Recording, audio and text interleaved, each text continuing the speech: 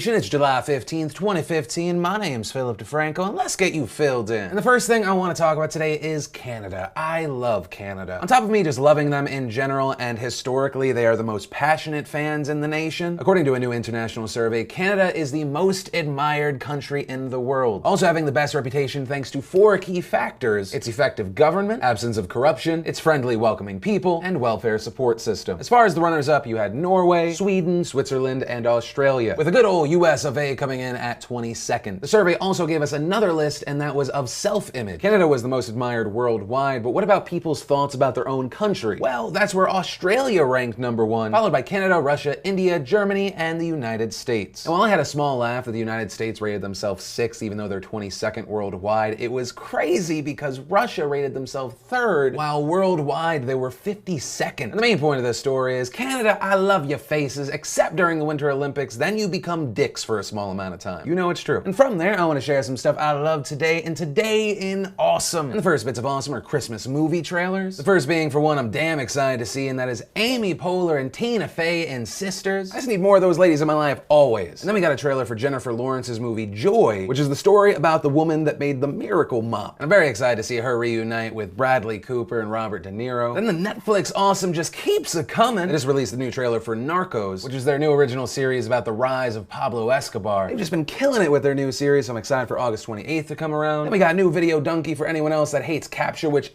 is everyone. Then we had Charlotte McKinney and Galore Magazine doing very Charlotte McKinney things. And if you want to see more of that, or of course our final bit of awesome, as always, our secret link of the day or anything else I shared or talked about, links as always in the description down below, or go to todayinawesome.com. And then there were some bits of YouTube news. The first being, do you guys remember that video 10 hours of walking in New York City as a woman? It blew up last October. Right now it's sitting at 40+ million views. It inspired parodies, other hoaxes, a TGIF commercial. And the news today is that the woman that is the focal point of the video, Shoshana Roberts, is suing the director. Reportedly, she believes that she didn't get everything she was promised for being in the video, even though her lawyer says, there was no written contract. And while her lawyer reportedly declined to comment on what she got for the video, in something called Enchantress Magazine, she was quoted as saying, "Believe it or not, I only got paid $200 after the fact. The director put it on his YouTube account. I signed up to raise awareness and was told nobody would be making money." So now she's suing the director, Rob Bliss, and the campaign it was for, hollaback, for $500,000. It also appears she might be suing YouTube itself, and she's suing TGI Fridays for the previously mentioned ad. I don't know how much or for what she's suing the last two, but $500,000? How much money do you think we make on YouTube? It's not a sponsored video, so at the most you just have YouTube's ads, and with your math, you're saying that this video got an $80 CPM, $80 per 1,000 people that watched it. If that was true, I would have already purchased an island and hunted human beings for sport. So stupid. But then there was a bit of YouTube news that was actually going to be my lovely lady of the day, but then I wanted to turn it into a bigger story. There's a YouTuber by the name of Lisa Schwartz. She has 1.5 million subs. There's music video parodies, comedy sketches, a bunch of other stuff. She's had a very interesting week, but yesterday the photos were released from her Playboy photo shoot. The photo sets are great. They are not nudes. If you wanna see all of them, of course I'll link down below. And depending where you saw this promoted, you saw ups and downs. Some people judging, some people saying yay. And personally, I say this is more of a good thing. Of course, other YouTubers have done Playboy in the past. Most recently, I believe it was Meg Turney. We've had YouTubers like iJustine and FHM. Now we have Lisa Schwartz. And personally, I believe that it's fantastic for everyone. I feel like it helps legitimize a YouTuber, and I feel like it helps legitimize Playboy. But it's also got me wondering, who's next? And today, should I pass that question on to you? Who do you want to do a Playboy photo spread? My money, personally, Rhett and Link. But don't tell them I said that, because I'll probably see them at VidCon soon. Then, really quick, I want to talk about the escape of Joaquin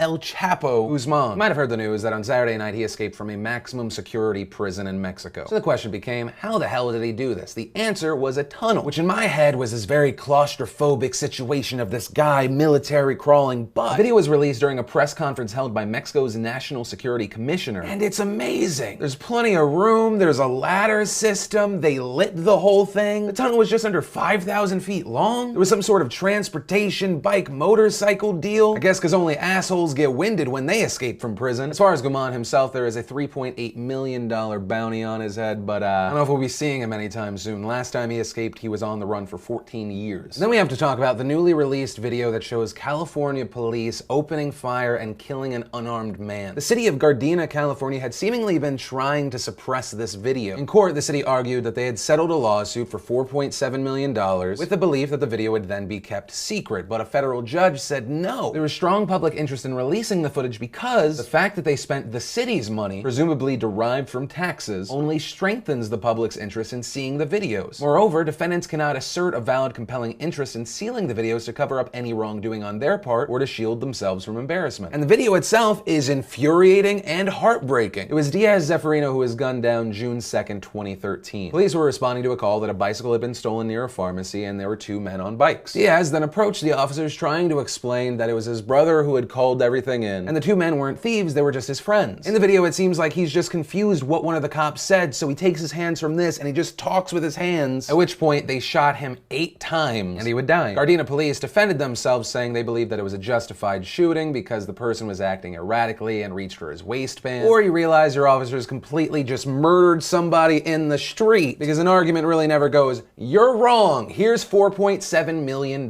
You know your officers were in the wrong if you're trying to pay this off and suppress it. And really we have to get to a point with law enforcement where if we're not kicking these terrible cops off of the force and letting them face charges for the fact that they killed an unarmed man in the streets like he's a dog, and I'm not even asking these soulless suits to think of that, I'm saying, hey, think of it as a shitty investment. Use the millions of dollars a year you would save that you wouldn't have to pay out to the people that your cops are just murdering in the street for better training and hire people that can handle a stressful job. I understand it's a stressful job, but if you can't handle the stress, why are we giving you a gun? And ultimately, I agree with the judge's opinion. You have to release the video regardless of a settlement. Even more so if there is a settlement, because nothing changes. Things do not get better if you just throw money at a situation and hope it disappears. Then in Japan, there is the news that they have finally banned child porn. That wasn't banned? I knew Japan did that weird thing where they censor out the genitals for some reason. But really, you didn't have a ban on child porn until now? The revised law makes it so offenders could face up to 1 year in jail for possession, as well as a fine. However, manga, animation, and computer graphics are not subject to punishment because those are still protected by the freedom of expression. And my response to that is, okay, Japan. Then Jesse Eisenberg came under fire for something he compared Comic-Con to, and that thing was genocide. The quote is, "It's like being screamed at by thousands of people. I don't know what the experience is throughout history, probably some kind of genocide. I can't think of anything that's equivalent." Jesse, what are you doing? You made my voice go high, man. Granted, he did later explain, I of course was using hyperbole to describe the sensory overload I experience. I sometimes do employ that. I get it, but we kinda gotta watch the hyperbole on certain things. Thousands of nerds screaming at you because they're excited that you're Lex Luthor is probably not the same as a situation involving the screams of like a Holocaust or a one. Someone messing up your pizza is not your 9/11. Someone did not rape you in Call of Duty. You just have a terrible KD because you suck at that game and you should quit playing and your mother never loved you. That said, I'm still excited to see you as Lex Luthor and I'm super excited to see you in American Ultra. It's just that when you say shit like this, I understand why you were cast as Mark Zuckerberg. Then today was supposed to be a big day for sales because it's Amazon Prime Day. Amazon calling it their Christmas in July, saying they have more deals here than they do on Black Friday. While there was generally a group of people excited about some of the amazing deals, like a Samsung 50-inch 4K 3D TV for $1,000, fracking $2,500 off, and the Amazon Echo, which was $50 off if you got to it fast enough, and $30 off the Kindle, and a few things here and there. A lot of other people were pissed off, saying that this was essentially Amazon's garage sale. One sale that blew up was a whole $1 off. Personally, I was super disappointed on 60% off an X-Acto electric pencil sharpener. But to those people I say, shut your face, it's all about finding the good deal. This morning I saved over $1,200 on Amazon purchases. Granted, $1,138 of those dollars was on a 55-gallon tub of water-based lubricant, but a deal's a deal. Also, to answer your rude question in advance, why so much? What a man does with his 55-gallon tub of lube is his business. But honestly, it has to be like one of two things: slip and slide or butt stuff. Maybe both. That's actually where I'm gonna end today's show. And very quickly, a big thank you if you liked this video, you shared it, you're subscribed to me. I love your face. Thanks for being a part of this weird thing. Also, as a small thank you, I'm gonna select one random comment down below to win a $100 For Human People's gift card. But, of course, as always, my name's Philip DeFranco. You've just been filled in. I love your faces, and I'll see you tomorrow. Side note, I love lifting people in pictures. Other side note, I'm terrified when other people ask to lift me.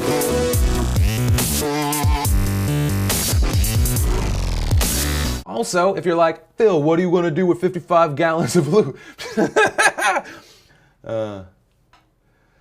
Fuck me.